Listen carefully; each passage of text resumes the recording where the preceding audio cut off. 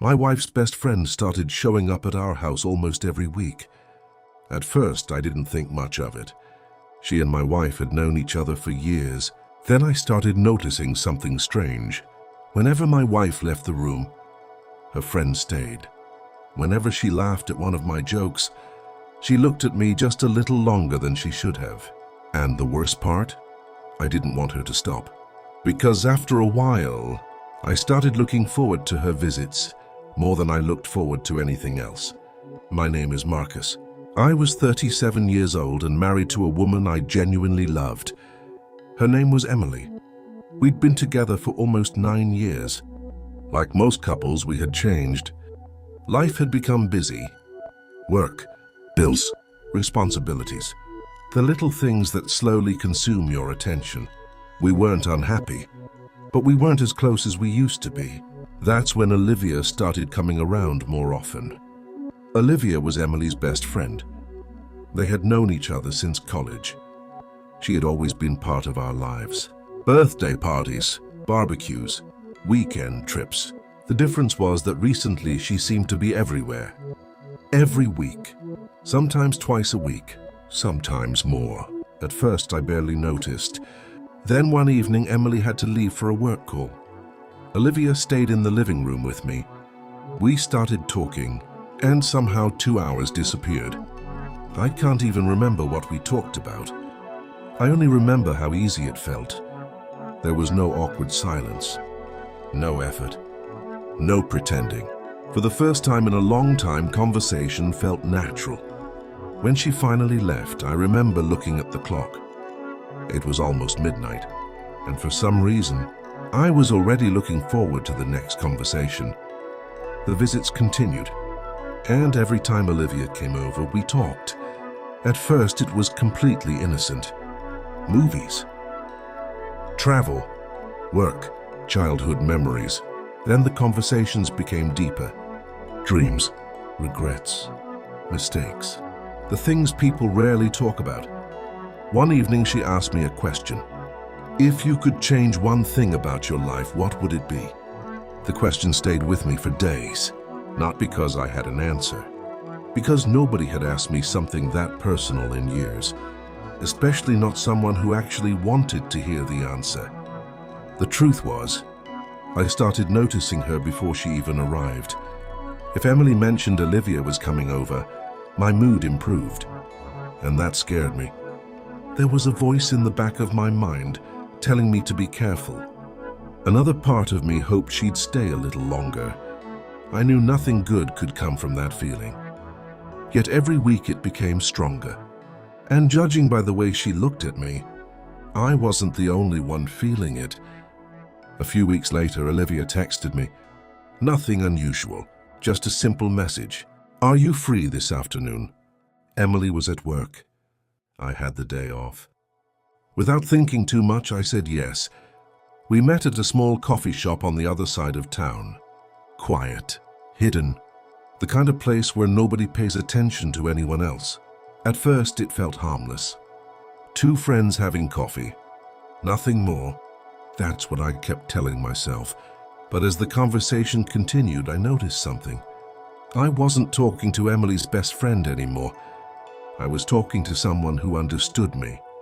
Someone who listened. Someone who remembered things. Hours passed. Neither of us wanted to leave. Have you ever had a conversation that felt too easy? A conversation that made the rest of the world disappear? That's exactly what it felt like. At one point, Olivia looked at me and smiled. Not the kind of smile friends usually give each other. A different one. A dangerous one. And for a second, I smiled back.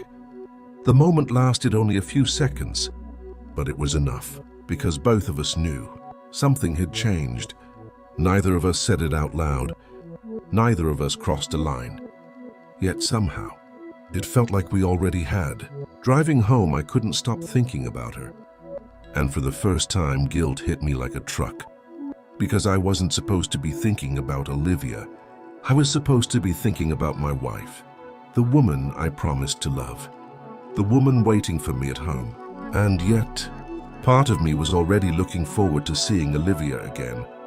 A few days later, Emily asked me something that made my stomach drop. We were having dinner together. Nothing unusual, nothing dramatic. Then she looked at me and asked, "Did you and Olivia go somewhere together last week?" For a moment I froze, not because I wanted to lie, because I hadn't expected her to know. I told her the truth. "We had coffee," Emily nodded slowly. Then came the question I wasn't prepared for. "Why didn't you tell me?" I didn't have a good answer, because the truth sounded terrible. The truth was that I hadn't hidden it on purpose. I just knew it would sound wrong. And deep down, I knew why. Emily wasn't angry. That somehow made it worse. She was calm, mature, honest, the way people are when they're afraid of the answer. Then she asked something I'll never forget. "Do you enjoy talking to her more than you enjoy talking to me?" The room went silent. What would you have said?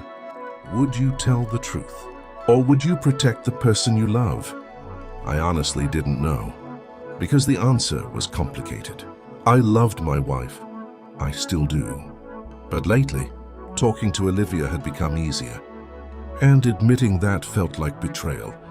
Tears filled Emily's eyes. Not because she thought I was cheating, because she realized what I had been refusing to admit. We had stopped communicating. For years we blamed work, stress, life. But the truth was much simpler. We had stopped choosing each other. That conversation lasted almost 3 hours, and by the time it ended I felt exhausted. But something else too, ashamed. Because for the first time I saw the situation through Emily's eyes, and I hated what she must have been feeling. After that conversation with Emily, I knew things had to change, not because she demanded it, not because she gave me an ultimatum, because she was right. Over the next few weeks, Olivia visited less and less. At first I thought it was my imagination. Then one afternoon she texted me, "Can we talk?" I already knew what the conversation would be about. We met at a small park near her apartment. Neither of us smiled. Neither of us pretended. For the first time, there was no easy conversation. Only silence. Finally, Olivia looked at me. Her eyes filled with tears. Then she said the words I had been afraid to hear. I think I started coming over for the wrong reasons. My heart sank, because I knew exactly what she meant. And the worst part? I felt the same way. For a few seconds, neither of us spoke. Then I finally admitted the truth. "I think I started looking forward to your visits more than I should have." The moment the words left my mouth, I felt both relief and shame. Because it was the truth. Not the whole truth, but enough of it. Olivia nodded. She wasn't surprised. I don't think either of us was. The feelings had been there for months, hidden behind conversations, hidden behind smiles, hidden behind excuses. Neither of us had planned it. But that didn't make it harmless. Have you ever cared about someone you knew you shouldn't? Have you ever wished a situation was different? Because that's exactly how I felt. Part of me wanted her to stay. Another part knew she had to leave. And for the first time, those two parts were fighting each other. Then Olivia said something I'll never forget. "If things were different." She stopped, then smiled sadly. "But they're not." I nodded, because she was right. And sometimes the hardest thing you'll ever do is walk away from something that feels right. That was the last time Olivia and I spent time alone together. She still remained friends with Emily, but the visits became rare, then even rarer, until eventually, months passed without seeing her. At first I missed her, more than I wanted to admit. I missed the conversations, the attention, the connection, but slowly something unexpected happened. Emily and I started talking again, really talking. Not about bills, not about work, about us, about everything we'd stopped saying. The truth was that Olivia had never been the real problem. She was simply the person who exposed one. She showed us the distance that had quietly grown between us. The loneliness, the silence, the things we had ignored for years. And once we finally saw those things, we couldn't pretend they weren't there anymore. Emily and I started going on dates again. We spent more time together. We laughed more, listened more. We chose each other again, not because it was easy, because it was worth it. Sometimes people enter your life for a reason, not to stay, not to become part of your future, but to teach you something.